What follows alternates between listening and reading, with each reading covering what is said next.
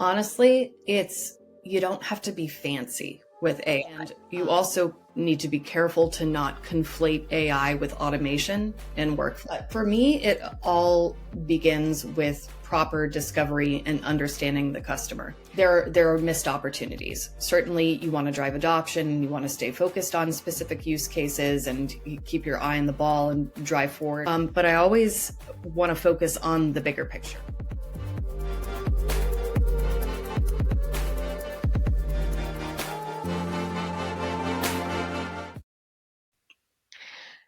Hi, Marley. This is Cmd CS Podcast. Great to have you here. Thanks so much. It's awesome to be here, and I'm excited to chat about AI and all the things that are happening out there in the world. It's certainly an interesting and exciting time. Yeah, amazing. So, Marley, if you don't know, if you haven't seen her profile yet, Marley has been with Oracle. She's been a customer success leader with Dropbox, Meta, Salesforce, and she's now doing her own gig. She's just focusing on multiple teams in an organization, bringing them together, and like, how do you build a holistic customer success organization to serve your customers better and like bring your business forward? That is what Marley specializes on, and super excited to have this conversation with you, Marley. Just getting started. Yeah, recently your LinkedIn game has been like top notch. I've been following you on LinkedIn for a while now, and you keep talking about a lot of AI and how do you use AI in customer success. But at the end of the day, everything goes back to the basics, right? You have to know the reality of customers. How do you communicate? What is the right process?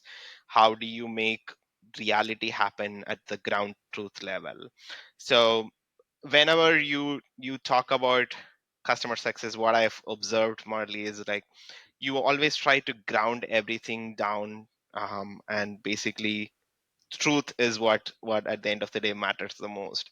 So how do you keep that in mind whenever you kind of like talk to customers, or even set up the process, even set up value realizations, or even set up like things that you have to do in QBR? How do you make sure you're not going always high up, oh, it's all starry, it's all glittering? Instead, how do you keep the ground level truth happen all the time? What is your insight there? Oh, wow. For me, it all begins with proper discovery and understanding the customer. And this isn't just understanding the specific customer use case for the specific product that they are engaging with you on. But I always want to focus on the bigger picture. For instance, if you're working in a B2B SaaS environment, you're working with an IT team. IT has a million different components to it. So even if your product, for instance, let's say it's like a discovery product, an e-discovery product, or a security product, there are so many different components within that broader high level engineering, maybe even organization, in understanding exactly what is their holistic goal, what is their North Star, and then how does that apply to your specific product. And it's really, really easy to get hung up on specific use cases. And I think that's actually where I see there are missed opportunities. Certainly, you want to drive adoption, you want to stay focused on specific use cases, and you keep your eye on the ball and drive forward momentum on the true value drivers when it comes to product use. But always revisiting and finding the right people to talk to about what is that higher level North Star, because that's going to be the lever for unlocking additional value, additional use case, additional expansion. And it's that, to me, is the best thing that you can do, is just be curious and root everything in the higher level picture.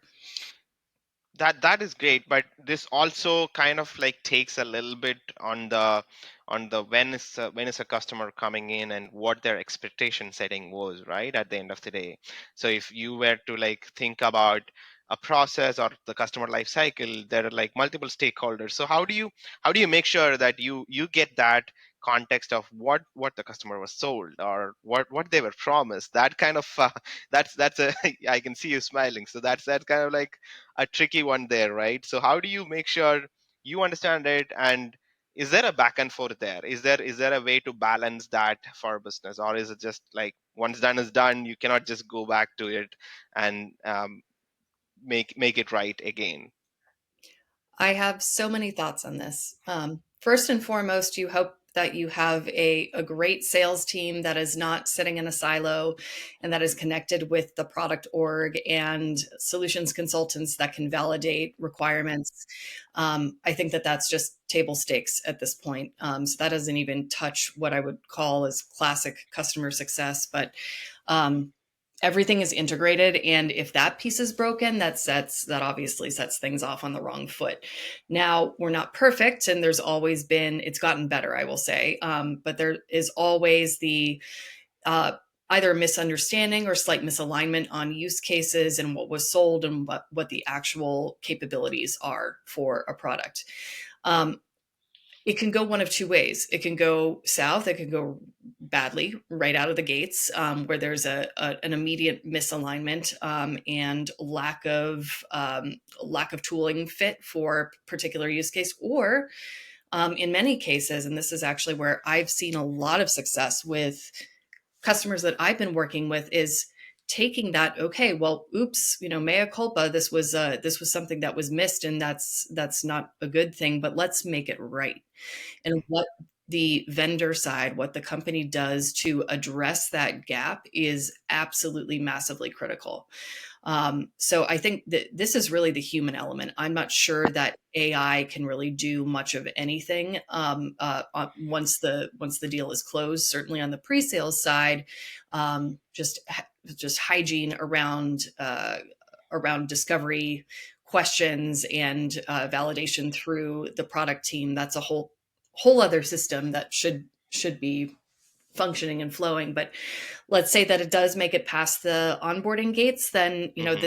this is the opportunity. This is a strategic opportunity, and some of the best relationships that I've had with customers came out of a product gap, and me being the advocate, or my team being the advocate for the customer, to realize their specific use case and the value that they need to deliver. That is super cool, because there's this quote from Dharmesh Shah. I don't know if you've heard about this, but he keeps saying, "Hey, every meeting that we have, there is a seat empty for the customer, and that seat kind of like represents what customers are talking about." And whatever that you just mentioned, you're like you are taking that seat for the customer, and essentially like bringing the value or insights back onto the table to the business. At the end of the day, that is what's driving this balance between what has been promised, what is customer coming back with. And it's not just probably one thing, right? It can like probably come back. Even when the customer starts using the product, they would just find a gap and then they want it filled, or otherwise it doesn't add value. But value realization is a key thing here, I believe. um, where do you see AI playing a role here? Because I also see you talk a lot about AI, and you have a really good standpoint there. um, where do you see AI coming in, and that human element that you just mentioned? That's very critical at the end of the day, when we talk about customer success, because we are talking to people at the end of the day. You cannot just put a bot on a call and then say, "Hey, find me insights," and they like talk to this person and find me insights. So where do you see AI can bring value here? Is it conversations, or is it like answering? Is it insights? Where do you see it working the most? All of the above. I actually recently connected with a fantastic startup team, a company called, I don't know if I'm allowed to mention them, but I'll mention here and Go you can for edit it. it And out. A company called Twine. And Mhm, they are essentially a layer on top of call recording software.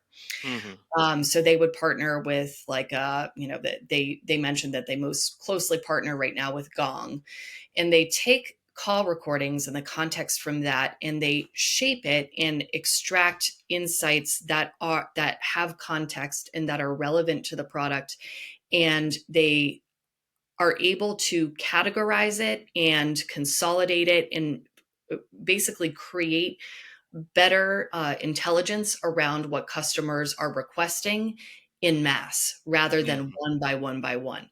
In the past, It would be gathering all of the product feedback and requirements and then sitting in a room with the entire product team and each product owner and taking a look at the laundry list of requests for each product area and then deciding what severity level are they, what other customers are seeing the same problem or has the same request, how do we decide what to build versus the number of engineers and engineering hours that are available to building the product. And that would just be a quarterly, really exhaustive process. I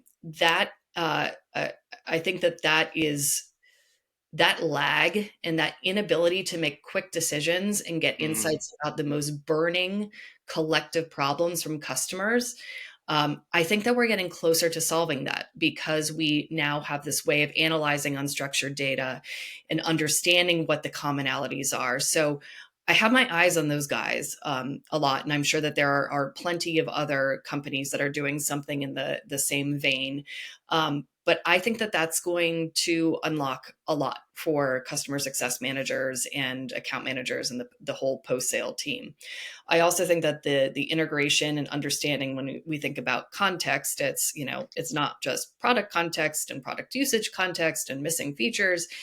It's about what is going to drive growth for the vendor, and what is mm, going to impact the vendor. And from a company health standpoint, what does make the most sense to yeah. focus on, because we all want to protect revenue. So integration with your CRM, on top of these insights, will ideally give you a really holistic view of the most impactful problems to solve, the value that they'll deliver, extracts verbatims from customers to bring it to life, which fuels, it goes the other way too.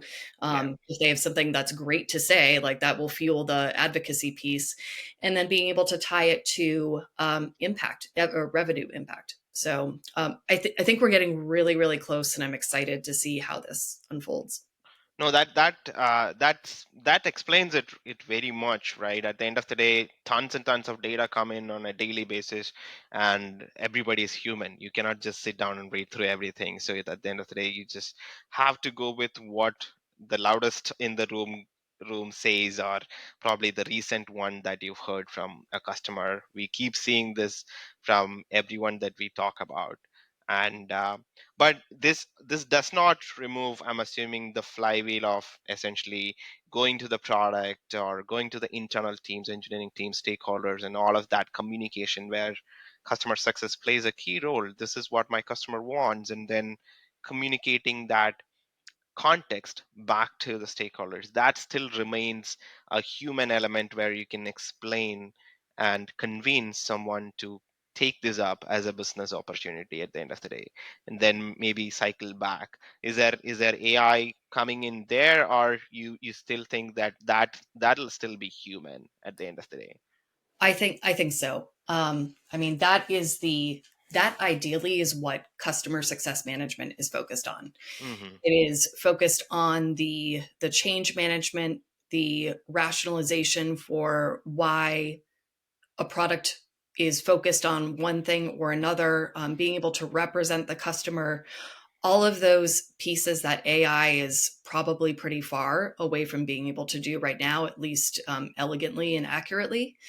So that's where I do think. I mean, I see posts that say customer success is dead, and I fully disagree. And this is where customer success Hmm. managers, with the help of AI, can stop doing all of the what I would call swirling around, like trying to find that one insight that's going to help them have a strategic conversation with their customer. Instead, the search mission is reduced to hopefully nothing, and they have the insights that they need to be able to help the customer realize their value with their product. When you say AI, I want to dig deeper into like what your AI workflow looks like today.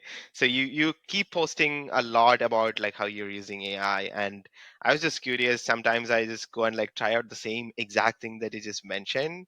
So what are some of the key aspects that, I mean, for a customer success person who might want to jump into AI, who is not as exposed as you are, what would you suggest? Like, where do you start this flywheel of like, how do you use AI? Like, can I use ChatGPT first? What are some of your go-to tools? Like, where do you start? Honestly, it's you don't have to be fancy with Mm, AI. And you also need to be careful to not conflate AI with automation and workflow. mm, I think that I haven't seen too much of that, but I could see that quickly becoming conflated or the waters being muddied there. So just a call out to really think about AI in partnership with automation and workflow and AI surfacing important triggers. I think that that's going to be the future of the AI plus automation vision. For me, I mean, I love AI for all of the stuff that I hate to do, which is synthesize my chicken scratch notes, and call recording notes have finally been able to do that. So if I'm taking notes on my own for one reason or another, I'm not allowed to record a call, then I can take my crazy brain dump and turn it into mm. something that makes sense, a recap that can be shared. Or ideally, it is recorded. Call recordings have gotten so good, and the ability to tailor them to specific audiences and formats has really enabled me to be clear on what most importantly what the action items are and what the next steps are, and being able to facilitate that dreaded program management aspect of being a customer success person. So that for me has been the most helpful. The other piece, I would say, is just frameworks. Like there are still some, you're still going to be in docs and decks and stuff, and so many onboarding platforms exist, but sometimes sometimes you won't have access to that for one reason Mm. or another. You might not have the budget, um, and that's okay. I think that that's another piece too that I'm trying to champion, that there's all this shiny stuff out there, but you don't have to use it all. You Yeah. can still have some back to basics, what feels like very analog methodology and way of sharing information, and keeping your customers aligned and bringing them to the table and briefing your internal executive team and yada, yada, yada. But getting organized and creating like a beautiful framework and just getting feedback on something that you've designed, like AI can do that. It's great. It's a partner to me when I'm a Right. solopreneur. There's nobody sitting next to me. I need some Mhm. feedback sometimes. So I'm happy to say, and not embarrassed to say, that Chat GPT is my editor sometimes. I think it's working out well as well. From ChatGPT being your editor, I've heard this. Um, some people mentioning AI as him or her, and she's doing this for me. And then when we dig deeper into who she is, she's like ChatGPT at the end of the day. So that's a good thing to have, and getting started somewhere, as you mentioned, is probably the key here, right? At the end of the day, like, hey, this is one thing that I want to do, and maybe try out one or two tools, but don't dwell on like, do I have that fancy tool? Do I have the budget to buy this? Do I have the integration to do this? All of that. The put in some manual effort to get started is, I think, the key here, as you mentioned. Another tool that I have been using that I adore and love is Gamma. Hmm. You basically can put content into a field, and then it will create slides and make recommendations on formats. And it's super lightweight. It doesn't have a bunch of it has enough permutations on layouts that you can make really beautiful decks and presentations and documents, and now they have the social piece too. But they keep it simple for you. It's nice because you can take like a ton of thinking and then simplify it and truncate it. So that's helpful for somebody like me who tends to, I'm one of those people that starts out with 30 slides, and I need to I need to cull it down to 10. We all But are. this helps me do that more efficiently, which is fantastic. Yeah, those specific places. I mean, this is probably for individuals as well, right? You might hate doing slides, but some other person might be loving doing slide, but they don't want to write any documents. So it's like very specific to you, is what I realize. Yeah. So switching gears here a little bit, and At the end of the day, like, customer success is all about making customer happy, keeping the customer challenges intact, and then like making sure that they're solved, and then the business goes forward. End of the day, customer becomes more and more happier. But this is very generic at the level of, like, when you think about it, it's making customer happy. How do you measure that? How do you emphasize, like, how do you make sure your customer is happy? What is the measurement of that? There's no measurement for happiness. So what are some of the in-depth things that you would say, these are signals that I can like call out to say, hey, this customer is not happy or maybe happy, this is an at risk account. Like, what are some things that would potentially push that few customers forward which are at the brink of like at risk or maybe not going well? Some of like the basics of customer success, what I feel is, like, with all the hype in AI, pretty much people are starting to forget the basics, right? This is the first principles, like as you mentioned, the automations, the basic workflows that you need, the follow-ups, all of that are things, table stakes. You don't expect AI to just have a silver bullet and just come and solve all of that for you. So what would you suggest, like, those are some of the specialized things that you can tune into to kind of figure out what that account is looking like? Well, I'll say one thing on customer happiness. I would hesitate to use the word happiness to equate success with a customer. Hmm. Happiness is a lagging indicator that value has been delivered. And again, the value conversations, I feel like I'm always like beating a dead horse here, but like going back to basics, like what does the customer want to achieve? When they give you the brain dump of all of the things that they want to do, ask them to distill it to 3 to 5 things.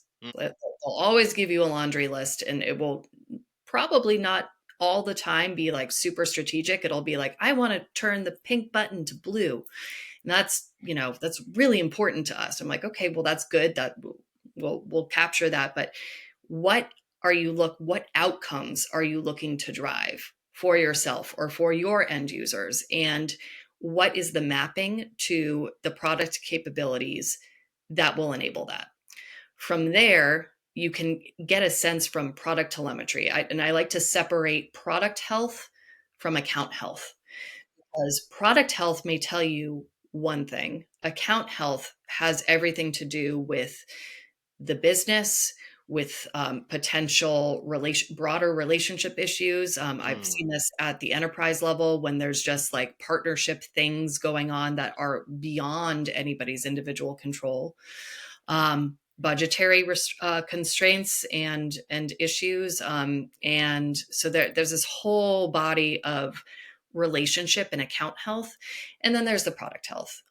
Product health is getting easier to understand. There are lots of tools out there right now to be able to extract and segment and be able to focus um, endpoints in a way that you do get good adoption and usage telemetry. Yeah. And of course, for each product, it's totally different. Every product is going to have a definition of what good looks like for product use. So being able to determine what that is for your individual product and be able to measure that change over time, that is a great indicator of for instance, I'm working with a customer right now where a particular integration is really important for most customers to see like the most basic value, like minimum value is something that I think a lot about in delivering that, and being able to monitor that and be able to pick up a signal and a trigger that ideally shows up, smacks you in the face in Slack or HubSpot or wherever you live. Um, and be able to share that, or in a dashboard format if it's more of a like a portfolio view. But jumping in there a little bit to make sure that I get it correctly. So the product metrics usually in an organization, when you get in there, right? At the end of the day, it's like, hey, this is product team's job, and we own that. So that kind of like siloed way of thinking, I think it still exists, especially when the organization starts growing larger and larger. Um, have you seen teams being able to work together and like say, hey, I want this product information, share it with me, because that might also backfire at the end of the day to some internal teams. Do you see that balance happening between customer facing teams and internal teams, or is that something that still is a little bit of a friction? It's a bit controversial for sure. I've seen it go both ways. I've seen really, really progressive organizations who, I mean, in several cases, I've actually sat within the product organization. Customer success has been under product, which is an interesting twist for most folks because most customer success folks are living under a CCO or CRO.